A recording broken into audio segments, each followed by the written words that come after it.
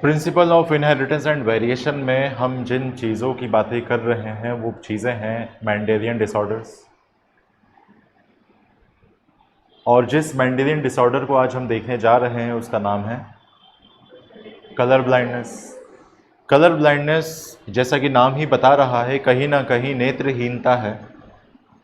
लेकिन वो नेत्रहीनता के होने के बावजूद भी आप चीज़ों को देख पा रहे हो। आप सिर्फ नहीं देख पा रहे हो तो रेड और ग्रीन के बीच अंतर को। अगर आप असमर्थ हैं लाल और हरे के बीच अंतर स्थापित करने में, अगर आप इनकैपेबल हैं रेड कलर और ग्रीन कलर को डिफ्रेंशिएट करने में, तो आपको कलर ब्लाइंडनेस हो सकती है, जिसका इलाज संभव है, जिसको कुछ हद तक ठीक किया जा सकता है। पूरी तरह तो ठीक नहीं किया जा सकता, क्योंकि जीन में म्यूटेशन की वजह से ये समस्या उत्पन्न हुई, जन्मजात ये समस्या उत्पन्न हुई। जन्मजात समस्याओं को ठीक पूरी तरह से करना थोड़ा सा मुश्किल होता है ना, लेकिन असंभव नहीं।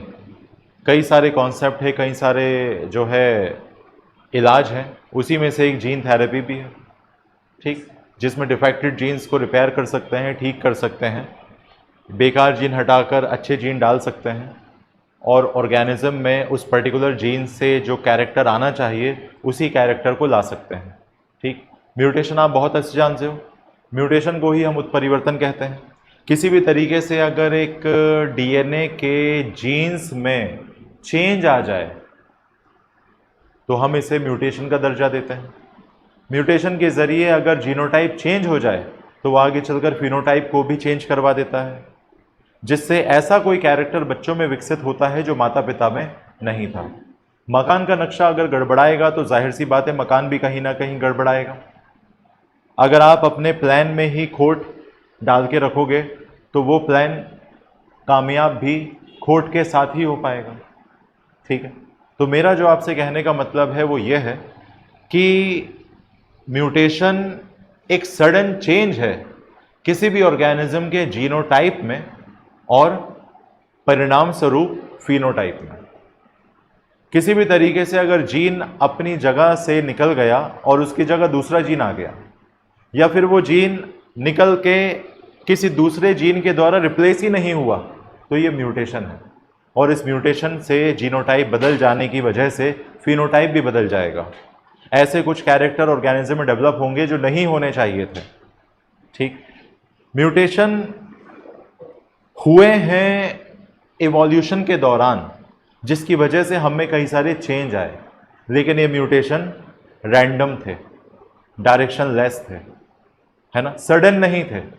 अगर सडन म्यूटेशन हो रहा है तो ये किसी जीन में डिफेक्ट आने की वजह से हो रहा है। क्लियर है ना। हर प्राणी जो इस धरती पर है, हर ऑर्गेनिज्म जो इस धरती पर है, कहीं ना कहीं अपने आप को म्यूटेट करता है। आपने एक चीज़ पढ़ी होगी, कोविड का वायरस अपने आप को म्यूटेट कर रहा था और उस टाइम कहा गया था कि अब कोविशील्ड और कोवैक्सीन इस म्यूटेटेड वायरस पर अनअफेक्टेड रहेगी, बोला गया था। तो म्यूटेशन का मतलब आपको म्यूटेशन समझकर थोड़ा थोड़ा समझ में आने लगा, है ना। जो लोग कह रहे थे कि कोविड का वायरस अब म्यूटेट करने लगा है, अब कोविड के वायरस के स्ट्रक्चर को समझना मुश्किल हो गया है, ये अपने आप में म्यूटेशन इंड्यूस कर रहा है, जिसकी वजह से वैक्सीन का असर उस वायरस पर कम हो पा रहा है, ठीक है। लेकिन थैंक्स टू आवर इम्यूनिटी, जिसकी वजह से हम उस म्यूटेटेड कोविड वायरस के अगेंस्ट भी लड़ सके, है ना। भारतीयों की रोग प्रतिरोधक क्षमता बाकी देशों के लोगों के मुकाबले ज़्यादा है, ठीक। हमारी जो इम्यूनिटी है बाकी लोगों के मुकाबले, बाकी दूसरी कंट्रीज़ के लोगों के मुकाबले ज़्यादा बेहतर है ना।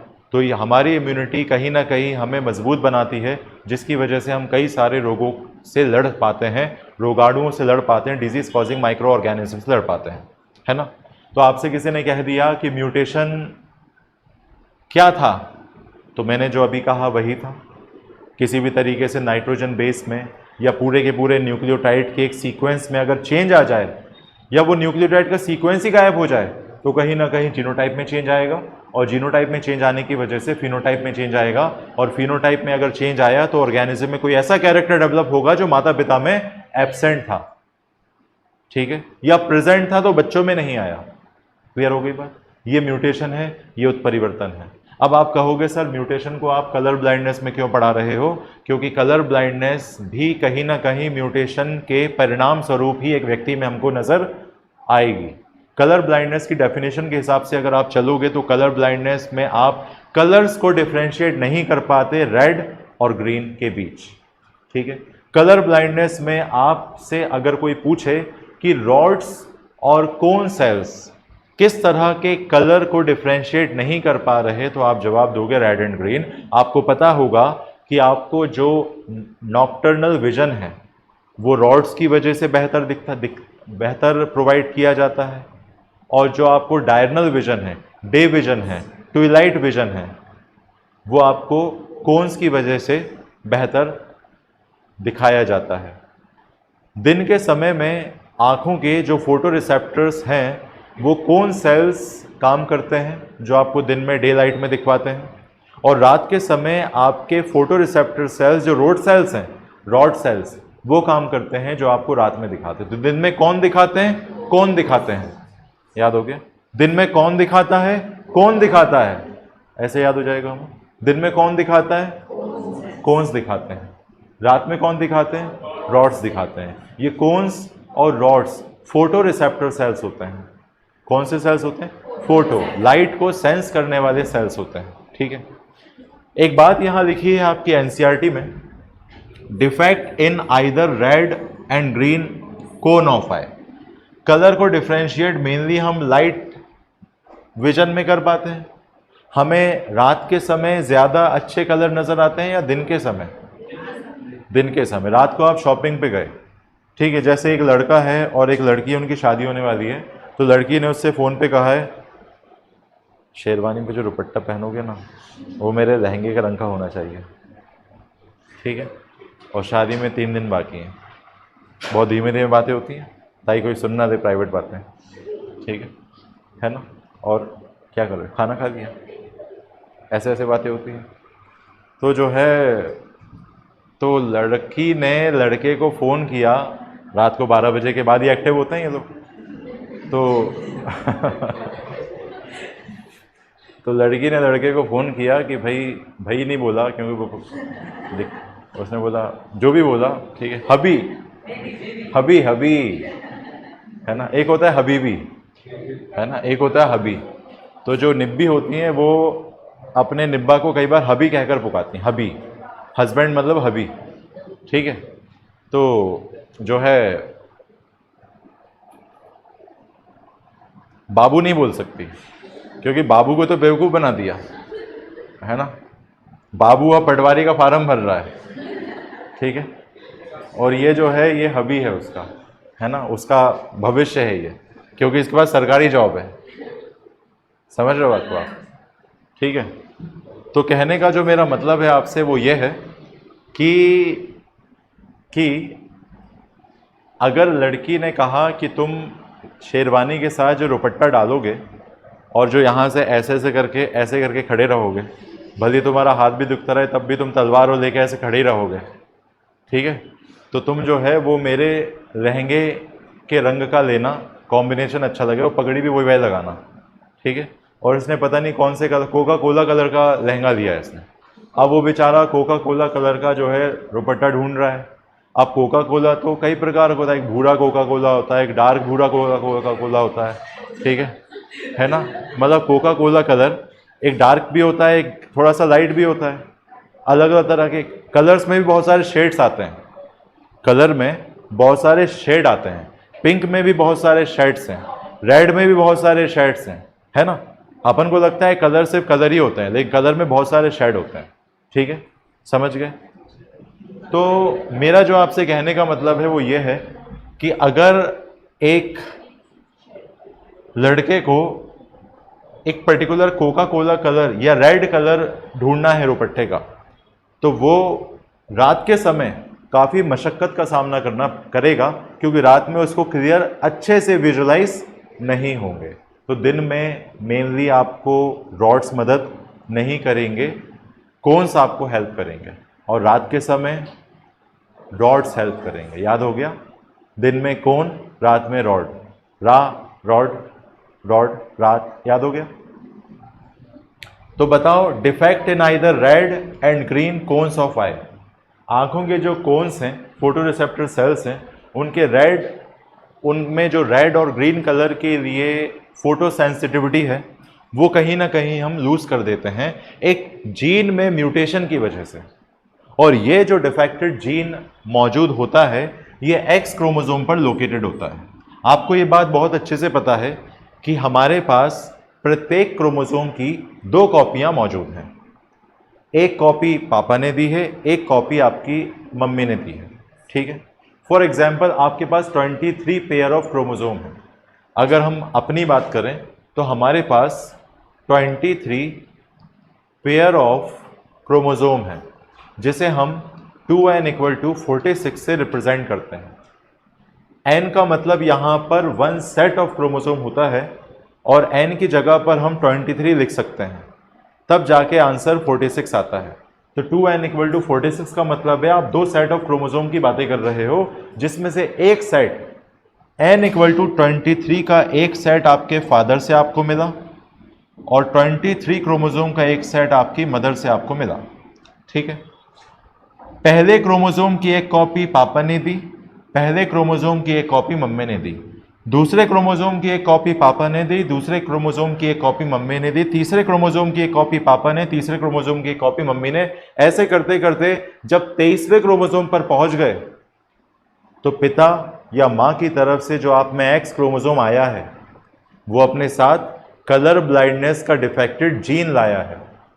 और वो कलर ब्लाइंडनेस का डिफेक्टेड जीन अगर लड़के में गया है तो लड़का कलर ब्लाइंड होगा, 100% होगा। लेकिन लड़की में एक एक्स क्रोमोसोम पापा से आया है, एक एक्स क्रोमोसोम मम्मी से आया है, और अगर उसमें एक ही एक्स क्रोमोसोम अफेक्टेड है, डिफेक्टेड है, डिफेक्टेड जीन को कैरी कर रहा है, तो यह अच्छा वाला एक्स क्रोमोसोम बेकार वाले एक्स क्रोमोसोम को कंपनसेट कर देगा। आया? कंपनसेट समझते हो? कंपनसेशन, ठीक है, कंपनसेशन। जैसे फॉर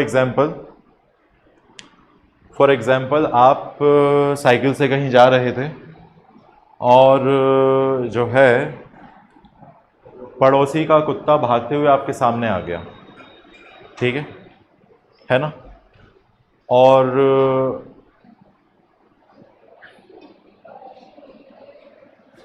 उसकी पूंछ आपके साइकिल के टायर में उलझ गई, साइकिल वहीं रह गई, आप गिर गए मुंह के भर, ठीक है। आपको ज़्यादा चोट नहीं लगी लेकिन कुत्ता निपट गया, ठीक है ना? और उस परिवार में जो लड़की थी वो उस कुत्ते को अपना भाई मानती थी और आज ही उसके लिए टेडी वाली राखी भी खरीद के लाई थी, ठीक है। कुत्ते को मरा देख उसके हाथों से राखी और नारियल सब फूट गया, नारियल भी फूट गया, ठीक है। बात समझ गए? तो कहने का जो मेरा मतलब है वो ये है कि अब उसके घर वाले आपसे क्या मांगेंगे? कंपनसेशन, ठीक है। एक काम करो, बोलेंगे ऐसा कुत्ता हमें दिलवा दो, ठीक है, तो फिर आपको कुछ पैसे देना पड़ेंगे। बात समझ गए? तो यहाँ पर जो मैं आपसे कहना चाहता हूँ वो ये बात है कि अगर एक डिफेक्टेड जीन आप में आ गया और एक अच्छा जीन भी आप में आ गया, सॉरी 2 एक्स क्रोमोसोम आपके पास है, एक में डिफेक्टेड जीन है, एक में डिफेक्टेड जीन नहीं है, तो जो अच्छा वाला क्रोमोसोम है जिसमें डिफेक्टेड जीन नहीं है वो डिफेक्टेड जीन को रिप्लेस कर देगा, उसका स्थान ले लेगा और आप में असर इंड्यूस नहीं होने देगा, ठीक है। आपके पास 2 छाते हैं, एक छाता फटा हुआ है, एक छाता अच्छा है, आप कौन सा लगा के जाओगे? फटा हुआ लगा के जाओगे ना? अच्छा वाला लगा के जाओगे, ठीक है ना? तो मेरा जो आपसे कहने का मतलब है वो ये है कि अगर आप एक मेल हो, इसका मतलब आपके पिता ने आपको वाई क्रोमोसोम दिया है और मम्मी ने आपको एक्स क्रोमोसोम दिया है। वाई क्रोमोसोम फादर से आया है, एक्स क्रोमोसोम मदर से आया है। अगर आप फीमेल हो, इसका मतलब आप में एक्स क्रोमोसोम मदर से आया है और एक एक्स क्रोमोसोम फादर से आया है। तो पिता ने लड़कियों को क्या दिया? एक्स क्रोमोसोम दिया। माँ ने लड़कियों को क्या दिया? एक्स क्रोमोसोम दिया। पिता ने लड़कों को क्या दिया? Y chromosome. माँ ने लड़कों को क्या दिया? X chromosome. यानी माँ दोनों को बराबर देती है, लड़की को भी एक्स, लड़के को भी एक्स, लेकिन पिता लड़कों को क्या देते हैं? वाई, और लड़कियों को एक्स। ठीक है। तो अगर आप भाई बहन हो तो आप अपने पिता पर यह आरोप लगा सकते हो कि पिताजी आपने अच्छा नहीं किया, मुझे वाई दिया, मैं लड़का हूँ, मेरी बहन को एक्स दिया, वो लड़की है। ठीक है ना? तो इस तरह से आप हर कुछ बोल के कंफ्यूज कर सकते हो उनको, जब वो आपसे 15 से ऊपर का टेबल पूछेंगे तो। क्योंकि पेरेंट्स जो होते हैं वो अक्सर 15 से ऊपर का टेबल, अगर बच्चे को याद है तो बच्चे को इंटेलिजेंट समझ लेते हैं, लेकिन अपन को वो भी याद नहीं होता, क्योंकि अपन को 12 तक ही याद रहते हैं। उसी में 8 और 9 में कन्फ्यूज जाते हैं, 8 में 96 बोलना है कि 108 बोलना है। ठीक है, समझ गए? ऐसा। और कई बार जब अपन को, कई बार हम 9 के टेबल में कन्फ्यूज हो जाते हैं, तो किसी ने पूछा 9 6 जा, तो अपन 6 का पढ़ के देते हैं 9 बार। ठीक है, समझ गए? 10 का सुन लो आप पूरा, 10 का सुना देते अपन। ठीक है।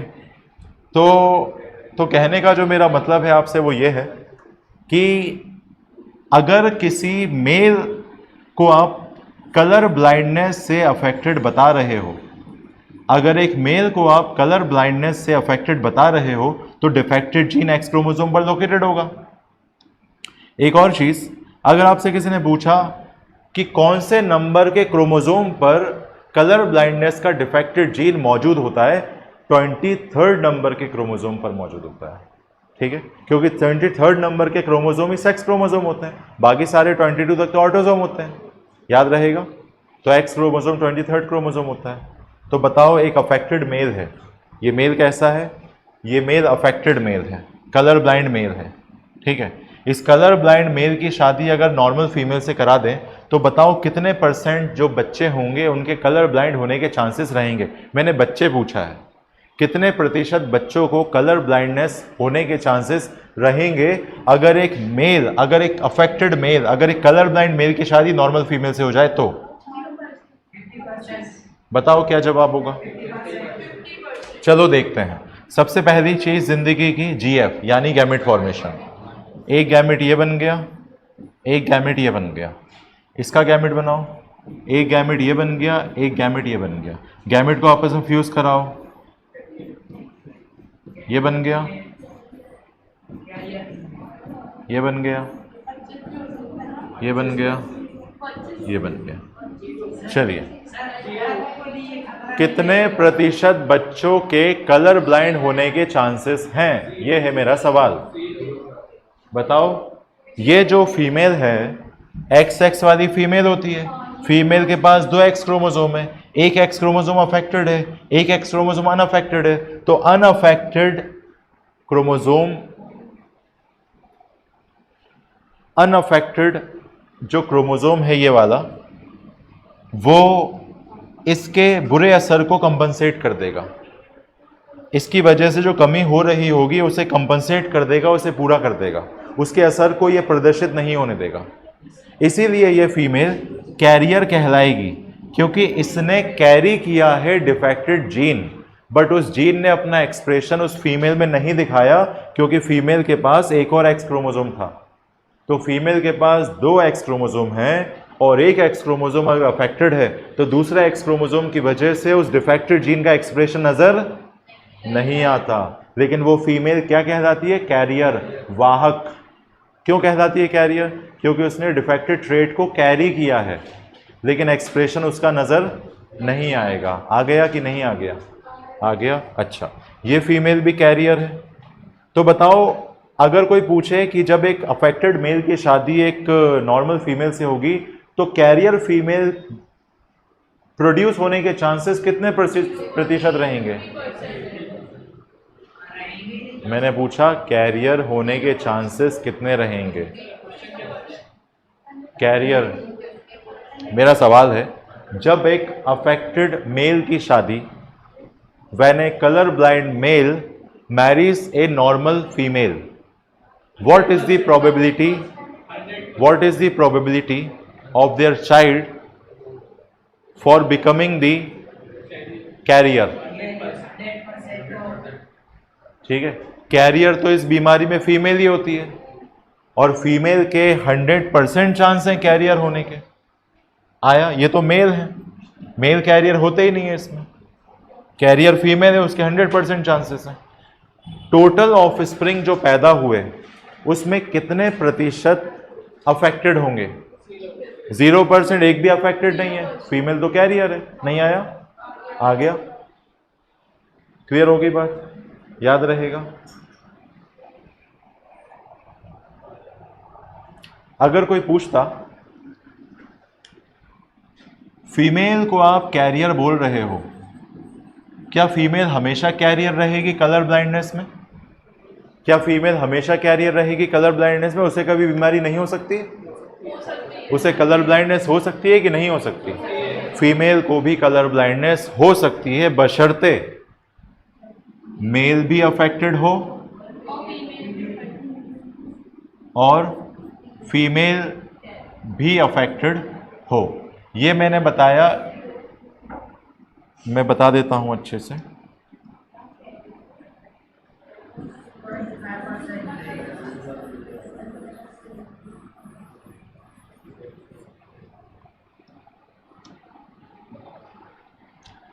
मेल कलर ब्लाइंड है, इस कलर ब्लाइंड मेल को हमने विवाह के उपरांत किसके पास भेज दिया? कैरियर फीमेल के पास भेज दिया। कैरियर फीमेल है, कलर ब्लाइंड मेल है। ठीक है, चलो देखते हैं फीमेल अफेक्टेड होगी या नहीं। ठीक है, देख लेते हैं। ये गैमिट बने, ये गैमिट बने। ठीक है, चलो क्रॉस कराओ।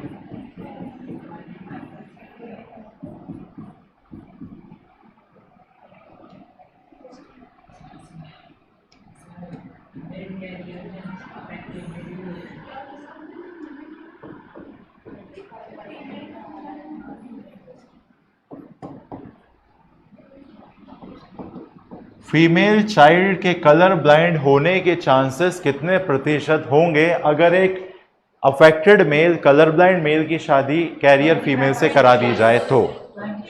कैसे 25? कैसे? मैंने कहा फीमेल, टोटल ऑफस्प्रिंग नहीं बोला, मैंने बोला फीमेल। फीमेल, ये फीमेल है, ये फीमेल है, मैंने सिर्फ फीमेल बोला। क्वेश्चन को ध्यान से सुनना जरूरी है। मैंने बोला कितने प्रतिशत फीमेल ऑफस्प्रिंग के चांसेस होंगे कलर ब्लाइंड होने के अगर एक कलर ब्लाइंड मेल को आप कैरियर फीमेल से ब्याह करा दो? ब्याह समझते हो?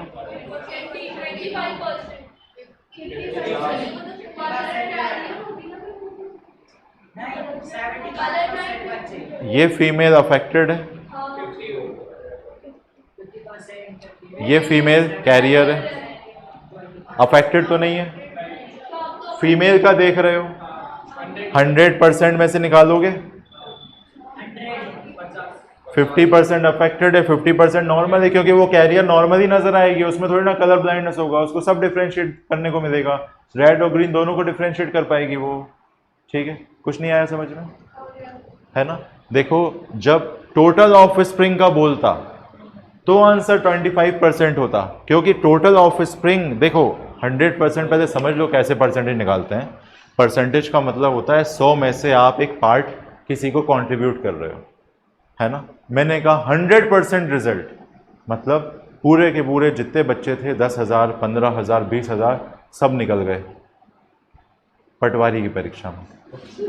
ठीक है ना? ऐसा दावा करती हैं कई ऑनलाइन कोचिंग्स। ठीक है, 100% रिजल्ट, 100% कुछ नहीं होता। ठीक है, तो जब कोई पूछे, अगर मैं पूछता टोटल ऑफस्प्रिंग में से अफेक्टेड कितने हैं, तो आंसर आता 25% अफेक्टेड है, क्योंकि वही अफेक्टेड है, ये भी तो अफेक्टेड है। तो क्या आंसर होता? 50%। टोटल ऑफस्प्रिंग बोलता तो 25% मेल अफेक्टेड है, 25% फीमेल अफेक्टेड है। ठीक है, तो क्या हो गया? 50% आर अफेक्टेड। लेकिन अगर बोलता कि कितनी प्रतिशत फीमेल अफेक्टेड है, तो फीमेल तो ये 2 हैं, है ना? फीमेल की सिर्फ बात करना है, तो हम 100 का नोट इन दोनों फीमेल को बांटेंगे, 50 इसका 50 इसका, तो 50% आंसर होगा। अगर फीमेल की बात हुई तो टोटल ऑफ स्प्रिंग की बात करता तो 100 का नोट सबको बांटना पड़ता, 25 25 25 25, तो 25 अफेक्टेड 25 अफेक्टेड, मतलब 50% are affected out of the total offspring. आया कि नहीं आया? आ गया। कितने प्रतिशत मेल यहाँ नॉर्मल है बताओ? इस कंडीशन में कितने प्रतिशत नॉर्मल है? मेल मेल मेल कितने नॉर्मल है? मेल कितने नॉर्मल हैं? तो मेल में सिर्फ ये देखोगे आप, ये 50 ये 50, तो 50% अफेक्ट। कुछ नहीं आया ना समझ में?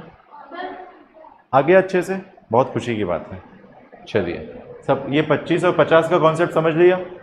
बस यही आप आज की सबसे बड़ी चीज़ थी कि आपको ये 100 का नोट बांटना आ गया अच्छे से। ठीक है, आपको आ गया। अब एक बात बताओ,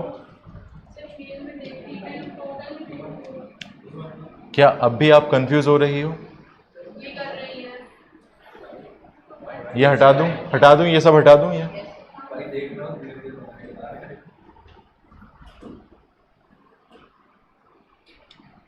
एक और कॉन्सेप्ट समझ लो, उससे और क्लियर हो जाएगा। मेल अफेक्टेड है,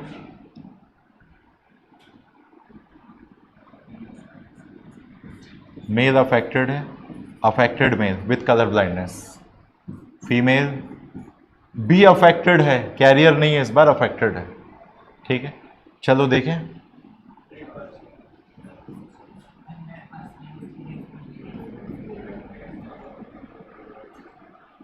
ये इससे मिलेगा, फिर ये इससे मिलेगा, तो ऐसे कुछ बनेगा।